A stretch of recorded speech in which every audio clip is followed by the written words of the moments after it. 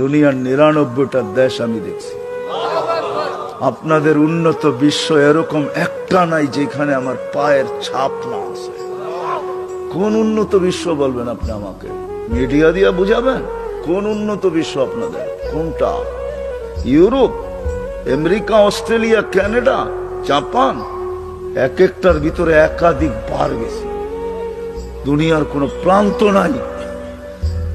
হায় হায়, আপনি আমাকে বুঝেন না, আমাকে বুঝেন। 5 বছর আগে তুর পাহাড় দেখতে গেছিলাম, জর্ডান আমার সফর ছিল।